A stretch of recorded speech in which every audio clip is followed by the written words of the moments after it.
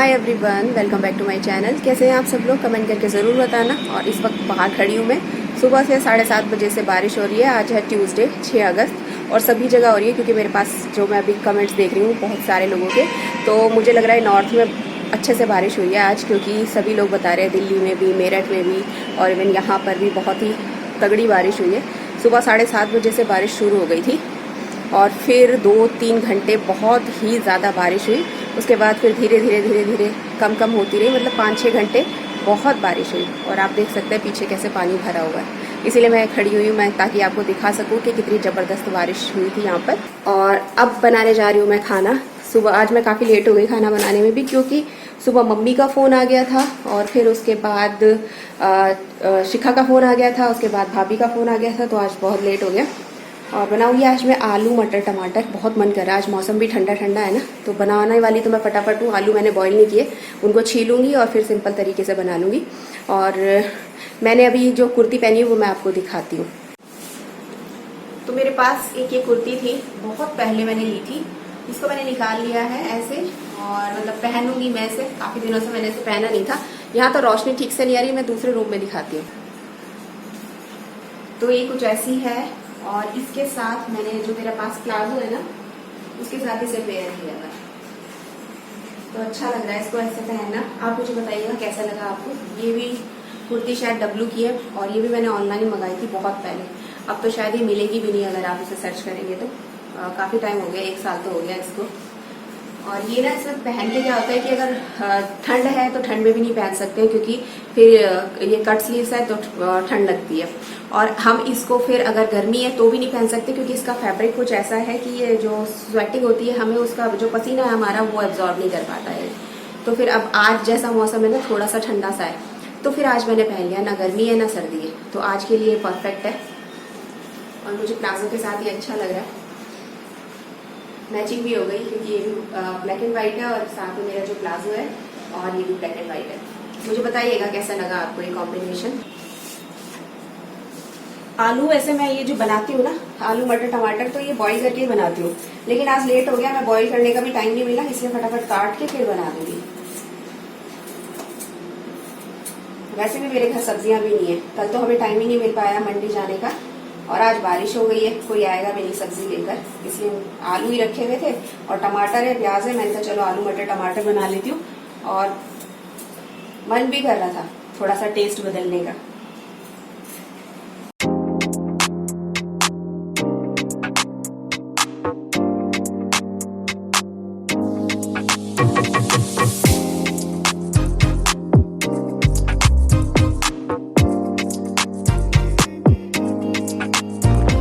मेरे पास आज इतनी सारी बर्थडे विशेज आ रही हैं। आप लोगों ने, बहुत सारे लोगों ने मुझे बर्थडे विश किया, मुझे बहुत ही अच्छा लगा। और एक के बाद एक कमेंट आ रहे हैं, सभी बर्थडे विश कर रहे हैं। ऐसे लग रहा है कि कितना स्पेशल सा फील हो रहा है, सभी लोग कर रहे हैं। बल्कि तविशी ने तो बता ही दिया था कुछ दिन पहले कि मेरा बर्थडे 5 अगस्त को, और बहुत सारे लोगों के इंस्टाग्राम पर भी मैसेज आ रहे थे हैप्पी बर्थडे, और कल भी आए। बल्कि मैंने कल कोई भी व्लॉग अपलोड नहीं किया था, फिर भी पुराने वीडियोस पर आते रहे, और बहुत मुझे अच्छा लगा और बहुत ही स्पेशल सा फील हो रहा था, क्योंकि ऐसा पहले कभी नहीं हुआ है ना। पहले आप जानते हैं कि मेरे लास्ट ईयर की अगर बात करें तो इतने व्यूज नहीं आते थे, ना ही इतने व्यूअर्स थे मेरे तब। तो फिर तब तक तो इतना कोई खास नहीं था, लेकिन ये पहली बार ऐसा हुआ है कि मुझे इतने सारे लोगों ने इतना स्पेशल फील कराया। बहुत अच्छा लगा, और आपको अभी मैं सामने से ही थैंक यू बोल रही हूँ। कमेंट्स पे भी करूंगी आपको थैंक यू, लेकिन अभी मैं सामने से मुझे लगा कि एक बार फिर से बोल दूं कि बहुत बहुत बहुत धन्यवाद आप सभी को। तो बस आलू टमाटर और मटर बनाने वाली हूँ। ये ऊपर वाला जो क्राउन एरिया होता है टमाटोज़ का, थोड़ा मोटा सा काटा है मैंने, क्योंकि इसको मैं खाना वाना बनाने के बाद, खाने के बाद फिर अपने स्किन पर रब करूँगी। और बहुत से लोग पूछते हैं आपका ये जो चॉपर है कैसा चल रहा है, तो मेरा चॉपर तो बहुत अच्छा चल रहा है। कुछ लोगों के लोग शिकायत करते हैं टूट भी गया, तो थोड़ा सा ध्यान से इसको यूज़ करना होता है, तो नहीं टूटता है। और मेरा तो बहुत ही बढ़िया तरीके से अभी काम कर रहा है ये। और बस आज मैं आपके साथ रेसिपी नहीं शेयर करूँगी, क्योंकि सभी लोग एक जैसी ही आलू टमाटर और मटर की सब्ज़ी बनाते हैं। सिर्फ आपके साथ बातचीत करूँगी। और जैसे कि आज बारिश का मौसम है, इतनी सुहाना सा मौसम है ना, ऐसे में गाना सुनने का बहुत मन करता है। और ना मुझे ना मोबाइल पे वैसे तो मैं गाने सुनती हूँ, क्योंकि मेरे पास FM रेडियो नहीं है, जो मेरा बहुत मन करता है कि मेरे पास होना चाहिए। और पता नहीं मैं कब लूँगी, हर बार सोचती हूँ और ऐसे ही सोचते सोचते ही रह जाती हूँ।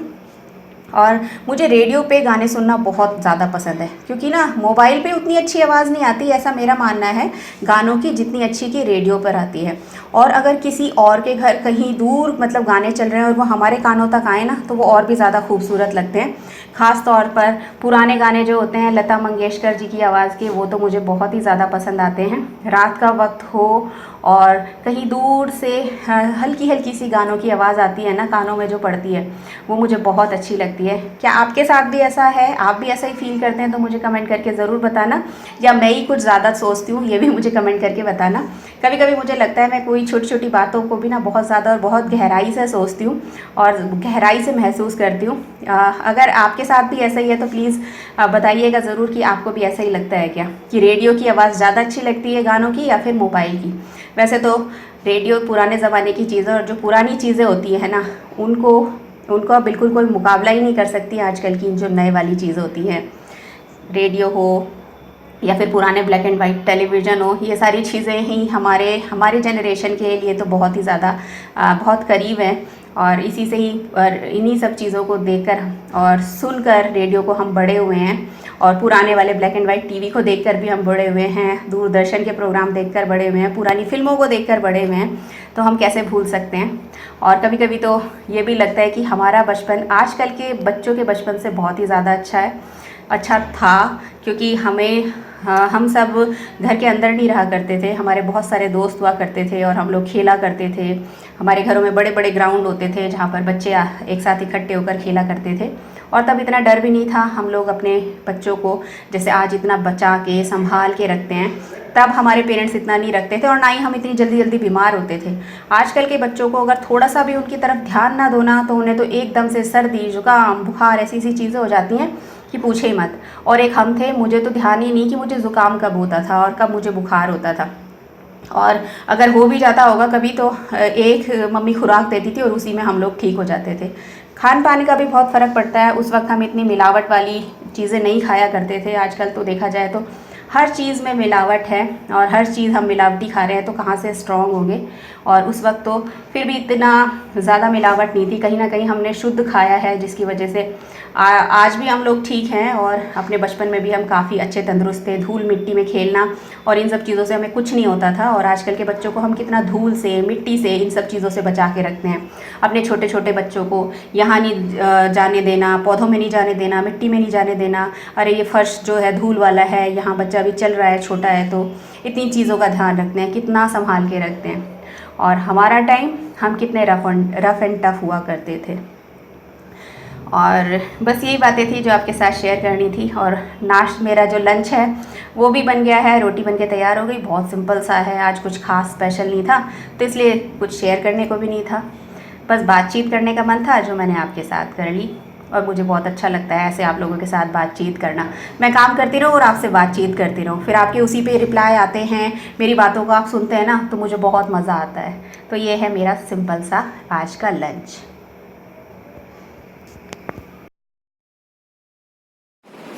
और ये जो टमाटो के ये पीसेस है, इसको बस फॉक से मैं ना इसमें ऐसे करके छेद करूँगी अच्छे से, और फिर इसे अपनी स्किन पर रब करूँगी। मुझसे बहुत लोग पूछते हैं कि आप अपनी स्किन पे क्या क्या लगाते हो, क्या क्या करते हो। तो मैंने आपको पहले भी बहुत बार ना अपनी स्किन का जो रूटीन है, मैं कैसे स्किन केयर करती हूँ, दिखाया। कोई खास मेरा स्किन केयर रूटीन नहीं है। ज़्यादातर तो मैं जो भी सब्जियां वगैरह होती है ना, वो अपनी स्किन पर रब करना ज़्यादा पसंद करती हूँ। टमाटोज़ हो गया, कुकम्बर हो गया, तो जब भी इन्हें कट करो तो ध्यान रखना चाहिए कि बस उनका एक एक पीस या 2 पीस अपने निकाल के रख लो और अपनी स्किन पर खाना बनाने के बाद रब कर लो। बहुत अच्छा लगता है इससे। और इससे तो बहुत ही अच्छी क्या बोलते हैं इसमें ब्लीचिंग एजेंट होते हैं जो आपकी स्किन को ना स्किन वाइटनिंग का काम करते हैं, और कोई भी अगर टैनिंग वगैरह हो रखी है तो उसको रिमूव कर देते हैं। मैं वैसे भी ना नेचुरल चीज़ों की तरफ ज़्यादा नेचुरल चीज़ों को ज़्यादा यूज़ करती हूँ बजाय कि केमिकल्स के, क्योंकि मेरी स्किन ना बहुत सेंसिटिव है। और अगर मैं कुछ भी अपनी स्किन पर बिना सोचे समझे और कोई भी प्रोडक्ट लगा लेती हूँ जो मुझे सूट ना करे, तो फिर मुझे बहुत दिक्कत होती है। मुझे बहुत ब्रेकआउट्स होते हैं फेस पे, एक के बाद एक पिंपल अटैक ऐसा होता है कि काफ़ी दिनों तक पिंपल्स नहीं जाते और फिर उसके बाद उनके मार्क्स नहीं जाते हैं। और फिर टमाटर को 1 से 1.5 मिनट तक मैंने ऐसे अपनी स्किन पर रब किया। फिर उसके बाद 1 मिनट तक ऐसे स्किन पर उसको छोड़ दिया था, लगे रहने दिया था, और फिर नॉर्मल वाटर से अपने फेस को वॉश कर लिया और फिर साफ़ टॉवल से अपने फेस को वाइप कर लिया। उसके बाद रोज़ वाटर लगा लिया था मैंने अपनी स्किन पे। बस यही है मेरा स्किन केयर जो मैं आपके साथ शेयर किया, और कुछ भी नहीं है, ना ही कुछ अलग है। तो ऐसे ही करती हूँ मैं, और ऐसे ही अपनी स्किन का ध्यान रखती हूँ। आलू होता है, उसको भी छील के कभी लगा लीजिए फेस पे, वो भी बहुत अच्छा रहता है। तो बहुत बार मेरे पास एक क्वेश्चन आता है कि मैंने अपने पुराने मंदिर का क्या किया। तो क्या किया मैंने, पहले मेरा क्या इरादा था कि मैं ये जो पुराने वाला मंदिर है अपने बालकनी में लगा लूँगी, और फिर उसके बाद जहाँ मेरी तुलसी जी है, जहाँ पर मैं पूजा करती हूँ, तो वहीं पर ही शाम को क्या होगा कि वो जो दिया मैं तुलसी जी में रखती हूँ वो मैं उसके अंदर मंदिर के अंदर रख दिया करूँगी, और थोड़ा बहुत उसे पौधों से डेकोरेट कर दूँगी। मेरी बालकनी का मेकओवर हो जाएगा, क्योंकि मैं अब पौधा जो दिया है वो नीचे रखने लगी हूँ, क्योंकि मैंने पहले दिया पौधों में रखा हुआ था तुलसी जी के पौधे में। तो काफ़ी लोगों ने कमेंट किया कि वो जल जाएगा और ऐसे अच्छा नहीं रहता, आप नीचे रखा करो। खैर अब तो मेरे पास स्टैंड है, स्टैंड के ऊपर वो प्लांट रखा है, तो मैं स्टैंड के ऊपर रख देती हूँ अपना जो ये दिया होता है। लेकिन फिर मेरी एक फ्रेंड है, उन्होंने मुझे बोला, मैंने उन्हीं को बताया था कि भाई जो ये मैं मंदिर है क्या मैं यूज़ कर सकती हूँ उसको, 2 मंदिर अपने घर में। तो उन्होंने, क्योंकि मेरी वो जो फ्रेंड है वो जो मंदिर की कमेटी होती है उसकी मेंबर है वो, और उनका भी अपना यूट्यूब चैनल है, अन्वेषास क्रिएटिविटी नाम है उनका। रजनी नाम उनके चैनल का अन्वेषास क्रिएटिविटी है, रजनी नाम है उनका, हम दोनों हम नाम है। और इसीलिए फिर उनसे मैंने पूछा तो उन्होंने कहा कि नहीं, ऐसे नहीं करना चाहिए, क्योंकि घर में 2 जो मंदिर होते हैं वो नहीं होने चाहिए, सिर्फ एक होना चाहिए। या तो फिर आप उसे क्या करो, उस मंदिर को आप दान कर दो, या फिर आप क्या करो, उस मंदिर को आप उसका विसर्जन कर दो। तो फिर मुझे लगा कि विसर्जन तो मेरे आसपास कहीं नहीं हो सकता, तो दान ही कर दिया जाए, उसको बेचना भी नहीं होता है। तो फिर मेरी ही सोसाइटी में किसी के घर में हाउस हेल्पर आती है, उसको ज़रूरत थी, वो काफ़ी दिनों से बोल रही थी, तो फिर मैंने उनको मंदिर दे दिया। वो बहुत खुश हुई, मुझे भी अच्छा लगा। तो इसी तरीके से दान कर देना चाहिए, जिसके पास भी अगर कोई पुराना मंदिर है वो घर में ना रखें। 2 मंदिर घर में नहीं होने चाहिए, सिर्फ एक ही मंदिर होना चाहिए। और अगर वो पुराने वाला मंदिर आप नहीं यूज़ कर रहे हैं तो उसको आप किसी को दान कर दीजिए, या फिर उसका विसर्जन कर दीजिए। तो ये वाली बात मुझे पता चली थी। और रजनी जी को मैं एक बार फिर से थैंक यू करना चाहूँगी, क्योंकि उन्होंने फ्रेंडशिप डे वाले दिन मेरा नाम लिया अपने चैनल पर, और अनएक्सपेक्टेड था ये, बिल्कुल भी मुझे मतलब यकीन ही नहीं हो रहा था कि वो मेरा नाम ले रही है, और उन्होंने मुझे अपने बेस्ट फ्रेंड में काउंट किया। Thank you so much.